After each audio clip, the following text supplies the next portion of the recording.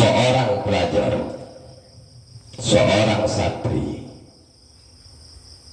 seorang pemburu sejati. Maksud dalam pemburu di sini adalah seorang yang mencari ilmu, yang sungguh-sungguh mencari ilmu. Dia sudah siap dari berbagai macam hal resiko dalam mencari ilmu. Di antara salah satu resiko dalam mencari ilmu, apa resikonya? Banyak.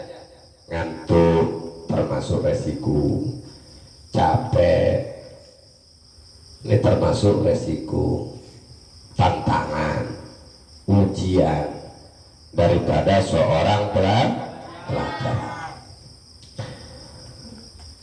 Dari berbagai macam resiko, tantangan, ujian yang selalu menerpa dalam kehidupan seorang pelajar, seorang ulama memberikan nasihat kepada kita. Apa isi nasihatnya? Nasihatnya adalah ya talibul hidayah. Kita diberi nasihat, diberi arahan, diberi bimbingan oleh guru kita. Syekh Burhanul Islam Az-Zarnuji mengatakan wa yatlubul hidayah. Seorang pelajar seyogyanya berusaha untuk selalu minallahi ta'ala berdoa ilahu, senantiasa berusaha untuk selalu berdoa kepada Allah. Jadi kita mondok di pesantren, khususnya yang ada di pondok pesantren Agro. Di depan kita itu banyak tantangan, di depan kita itu banyak ujiannya, di depan kita itu banyak cobaannya. Kalau kita adalah seorang pelajar, ketika menghadapi ujian, menghadapi cobaan, menghadapi berbagai macam tantangan, tentunya banyak seorang pelajar yang masih belum mempersiapkan diri, maka lebih banyak seorang santri itu gagal mencari ilmu. Kesuksesan sudah ada di ujung tanduk, sudah ada di depan mata, tapi kita tidak sukses. Kenapa? Kita masih belum siap. Kita hanya berangkat aja, kita hanya sekedar langsung masuk saja, tapi masih belum ada persiapan yang kuat di situ. Makanya ketika kita mondok di pesantren, dikasih tahu sama orang tua, dikasih tahu sama ibu bapak kita, nah kalau mondok yang betul ya, nah kalau mondok di pesantren sungguh-sungguh ya, nah kalau mondok di pesantren jangan malas-malas. Itu bimbingan, itu arahan, itu nasihat. Berbagai macam nasihat, bimbingan, arahan dari kedua orang tua itu adalah merupakan sesuatu pusaka di dalam diri kita untuk menghadapi berbagai macam ujian, berbagai macam tantangan, berbagai macam cobaan. Ingat dengan nasihat orang tua, kita akan menjadi kuat, kita akan menjadi tegar, kita akan menjadi tabah. Tapi kalau kita langsung masuk, tidak ada kalimat nasihat, tidak ada bahasa nasihat, tidak ada bahasa bimbingan, arahan dari orang tua kita, tidak ada dukungan, tidak ada motivasi, tidak ada sokongan dari kedua orang tua kita. Ketika kita menghadapi suatu masalah di dalam pesantren, akhirnya kendor, akhirnya gagal. Paham ya? Paham? Jadi emak kita itu sudah memberikan perisai kepada kita, kitanya yang kurang sadar, kitanya yang kurang tahu, kitanya yang kurang paham tentang perisai yang diberikan oleh orang tua tatkala kita mau berangkat ke pesantren. Nah, makanya di sini tidak cukup orang tua memberikan perisai kepada anaknya. Orang tua memberikan nasihat, nasihat itu perisai, nasihat itu dukungan, nasihat itu adalah timing, nasihat itu adalah suatu pusaka. untuk menghadapi berbagai macam tantangan, ujian dan cobaan. Khususnya seorang pelajar yang mencari ilmu.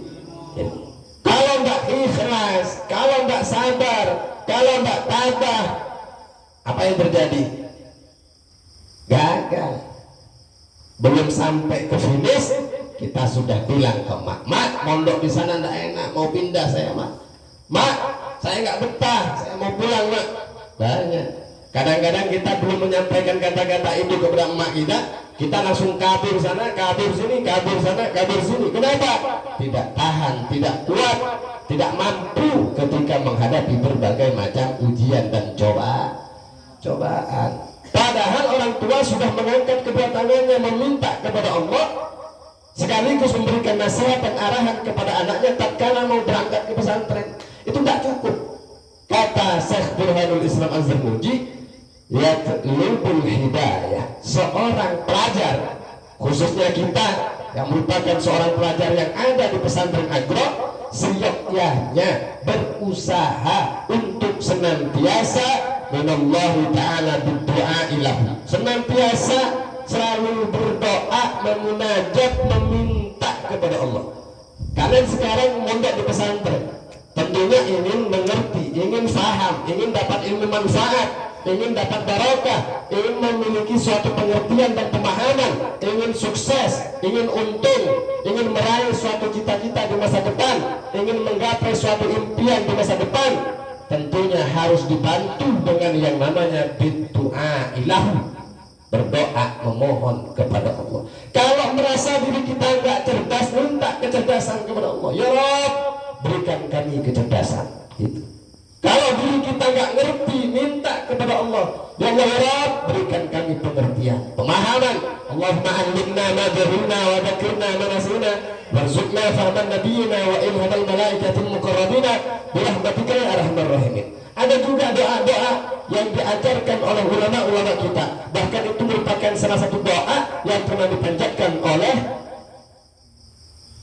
Nabi Muhammad alaihi salam. Allahumma alhimna ilman nafqahu bi awamirka wa nawayaka warzuqna fahman na'lamu bi kaifa nazik ya arhamar rahimin. Allahumma akrimna bi nuril fahmi. Apa artinya di situ?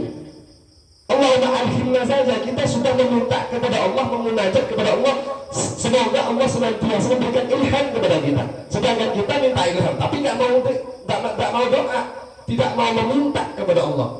Kita ingin mengerti, tapi kita nggak mau meminta pengertian kepada Allah. Kita mau meminta pemahaman, kita mau paham, mau mengerti, mau cerdas, mau sukses. Tetapi kita tidak meminta kepada Allah kecerdasan, kepintaran, kecerdikan, kesuksesan. Hanya belajar saja, belajar, tapi tidak minta kepada Allah. Ingat, ulama dulu memiliki suatu tradisi, memiliki suatu kebiasaan dalam belajarnya. Beliau ketika mau belajar, sesudah belajar, mau belajar, doa. Sesudah belajar, doa. Inilah yang merupakan suatu kebiasaan para ulama-ulama kita, sehingga pelajar-pelajar di masa lalu banyak yang sukses. Banyak yang sukses. Apakah hanya cukup berdoa di dalam usaha kita mencari ilmu? Ingat, doa itu agar lebih kuat daripada magnetnya, agar lebih kuat daripada daya tariknya, maka tugas yang kedua di antara selain daripada doa adalah watadarru ilaih. Watadarru ilaih adalah merupakan suatu kebiasaan para ulama-ulama kita, adalah merupakan suatu kebiasaan para ulama-ulama terdahulu. Watadarru ilaih, yaitu suatu kebiasaan diri seorang ulama, seorang pelajar, sehingga menjadi seorang ulama karena membiasakan dirinya untuk selalu mendekatkan diri kepada Allah. Watadarru'i ilaih, kebiasaan seorang pelajar di zaman dulu adalah orang pelajar yang selalu mendekatkan diri kepada Allah, berusaha untuk mendekatkan diri kepada Allah. Bagaimana cara untuk mendekatkan diri kepada Allah? Apakah hanya sekedar bermodal peci? Apakah hanya sekedar bermodal baju? Apakah hanya bermodal baju koko? Apakah hanya sekedar bermodal sarung? Tidak. Apakah hanya bermodal kita berangkat ke masjid? Tidak. Orang yang mendekatkan diri di mana seorang ala kulli hal, setiap di mana kita berada, apa? Selalu mendekatkan diri kepada Allah. Merasa selalu diawasi oleh Allah. Bicara kita ini merasa bicaranya kita, ucapan kita didengar oleh Allah. Duduknya kita, berdirinya kita, jalannya kita, ngumpulnya kita, tidurnya kita, segala berbagai macam aktivitas yang kita kerjakan selalu dilihat, dipandang, ditatap oleh Allah. Merasa dirinya dekat dengan Allah.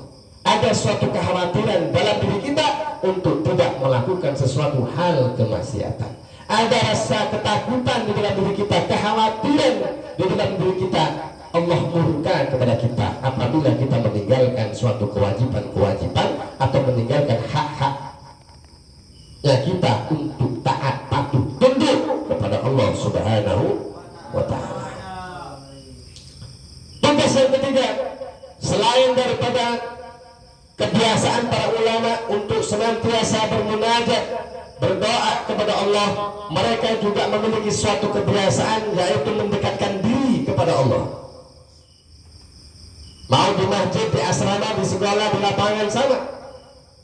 Baik ketika dia menjalankan ibadah sholat, zuhur kah, asar kah, maghrib kah, isya kah, subuh kah, sholat sunnah kah, baik ketika dia mengerjakan sesuatu hal di luar sholat, baik itu mengerjakan hal-hal yang berkaitan dengan ibadah mahdoh ataupun ibadah ghairu mahdoh, mereka mendekatkan diri kepada Allah. Tetapi mereka ini langkah-langkah di antara tradisi yang dilakukan oleh para ulama-ulama terdahulu atau seorang pelajar-pelajar di masa lalu, sehingga mereka menjadi seorang ulama besar. Fa innallaha ta'ala hadin man istahtadu.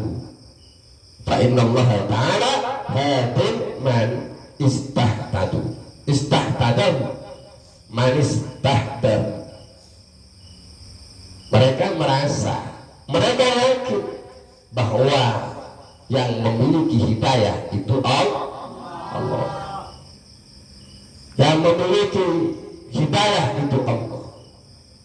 Makanya di sini kita berdoa kepada Allah, memunajat, meminta kepada Allah, dekatkan diri kita kepada Allah. Selanjutnya kita minta hidayah kepada Allah, bimbingan kepada Allah, petunjuk kepada Allah, arahan kepada Allah.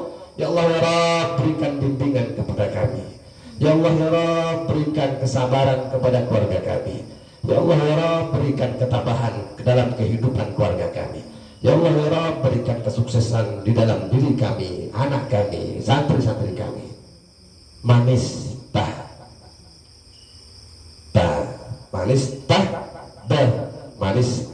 dan mereka ini selalu meminta petunjuk kepada Allah, karena mereka yakin sang pemilik petunjuk